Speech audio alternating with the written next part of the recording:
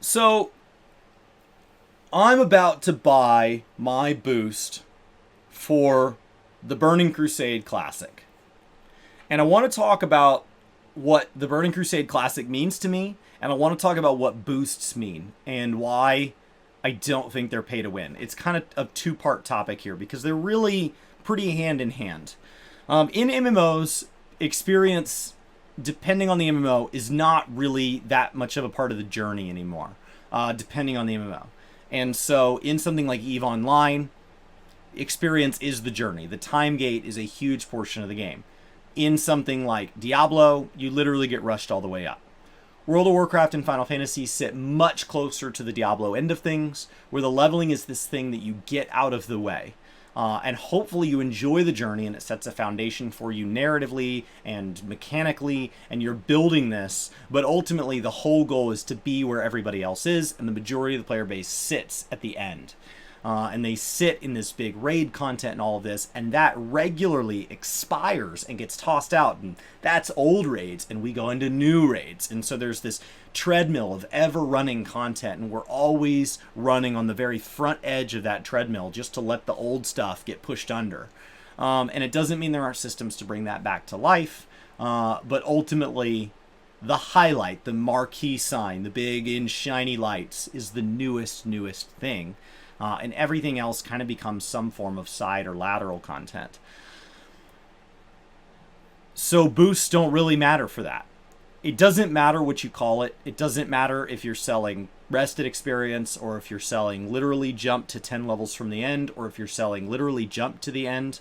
Guild Wars 2 lets you jump to the end.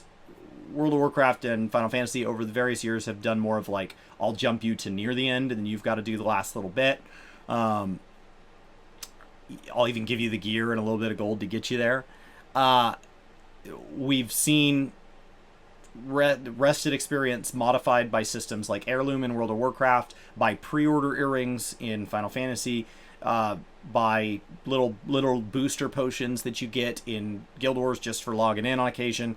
And so they're not always well aligned. Originally they were added as a catch-up mechanic, like, hey, I was at work all day, I got a bunch of rested experience, and now that'll let me kind of catch up with you a little bit by giving me, 10%, 20%, 50% more experience from doing various activities to get close to you. I can also do daily lockout things and weekly lockout things that have a larger than average reward. You can't do them more than me, even if you have more time than me, because they're locked out. And so there's catch-up mechanics has kind of been totally decoupled from experience. Experience now is a much more of a catch-up mechanic, whether they introduce it when a game first comes out or not. So on New World, I would say let's just hold our judgment till the game comes out. It's in August.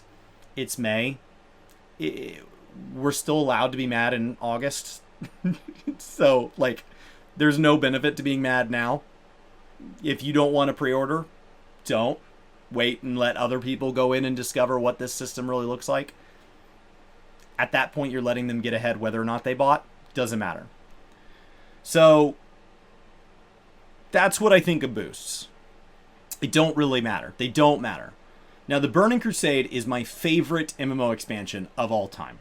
A huge portion of that is that it was my first MMO expansion. World of Warcraft Vanilla is my MMO roots. That's where I started. Late 2004, getting in at Christmas, me and my brother splitting the cost of a subscription with our allowance, which was $5, and we could pool our money to our $15 a month sub, the three of us. We shared that account. We played rock, paper, scissors, or rounds of GoldenEye or something to determine who got to keep the account.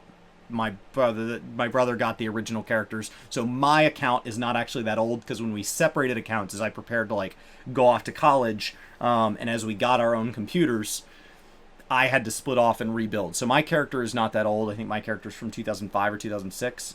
But that's when I got into MMOs as a whole.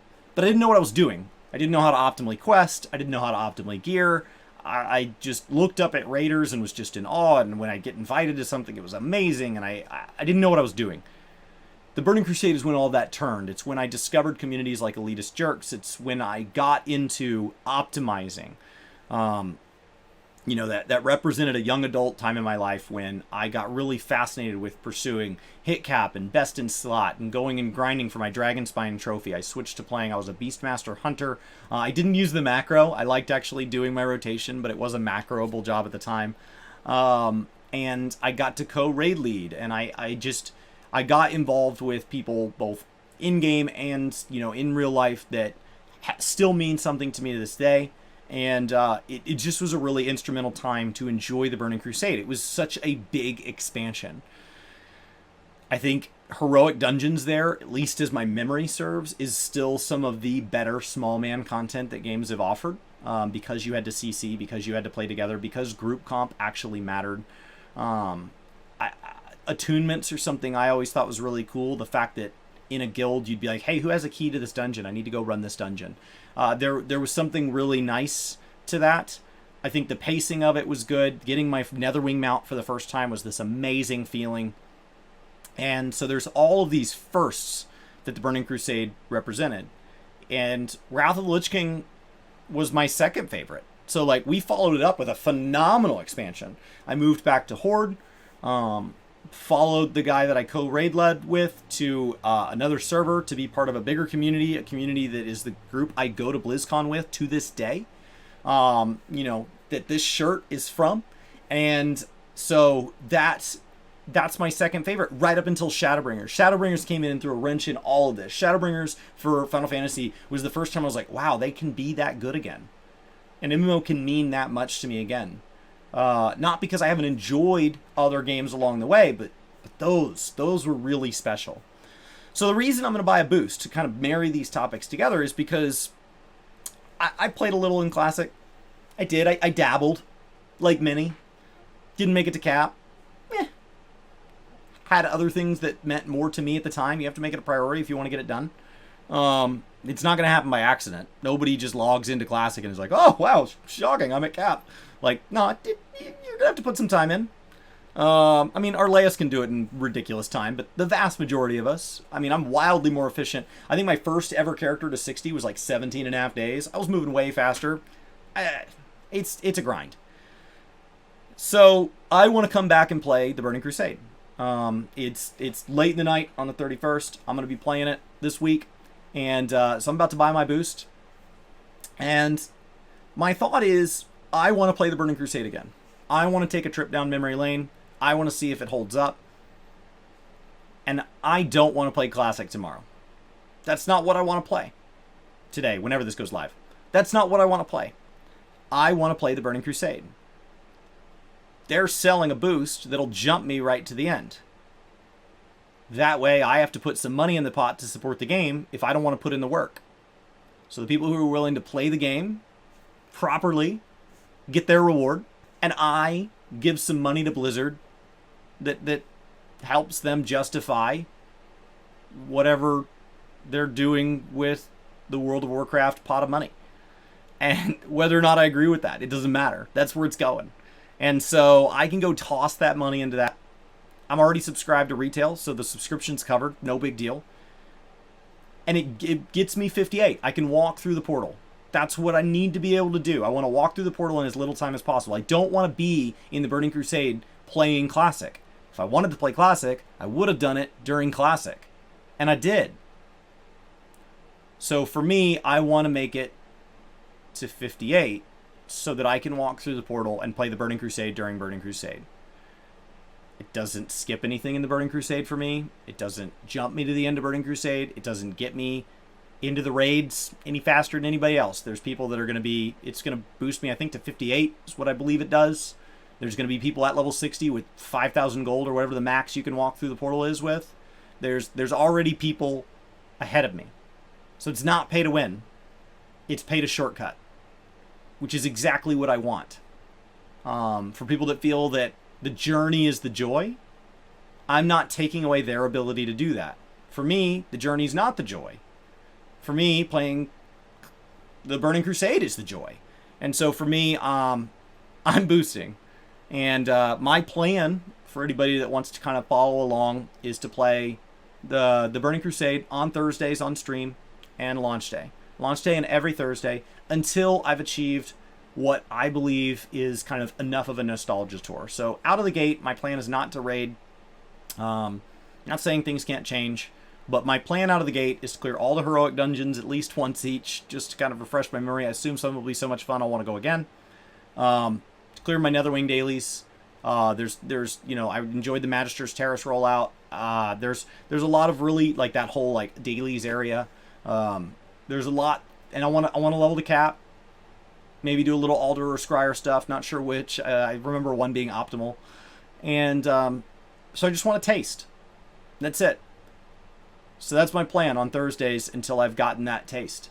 So I wanted to kind of share some initial thoughts on like why boosting doesn't bother me. I am boosting. I don't boost in 14 because I enjoy doing roulettes sometimes. I enjoy doing these things, and like leveling hasn't bothered me. I don't boost in retail because with the heirloom system and all that, I find it really fun. And with this new like chromie time and all that, there's no reason to boost.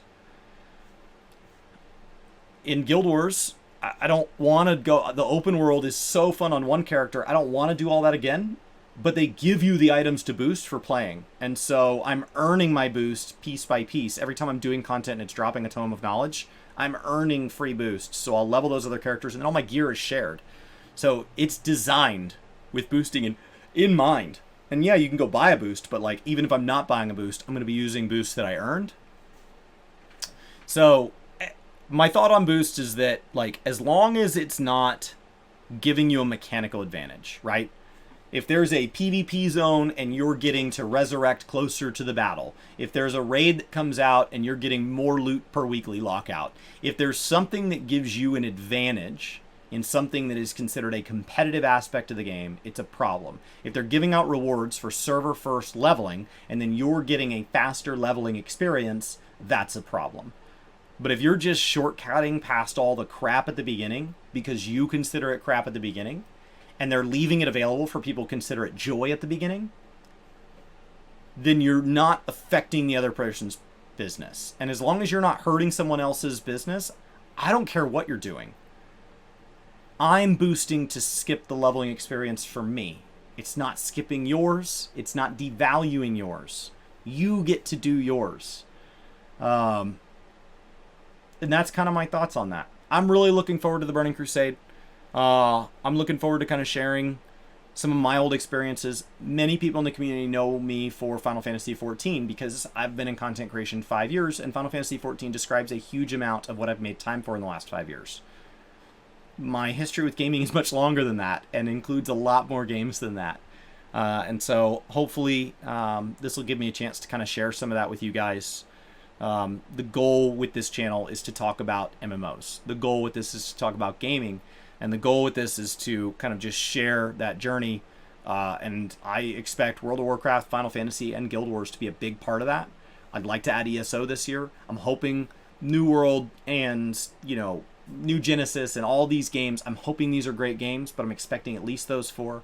Old Republic, as soon as I feel like I've got Final Fantasy's lore under my control, I'd like to add that in, but I'm holding off on that because my understanding it's a very narrative thing, and I've already got a lot of narrative going on in Final Fantasy as I try to go back and catch up on the lore, because that's never been why I played 14. So that's a fairly recent trend.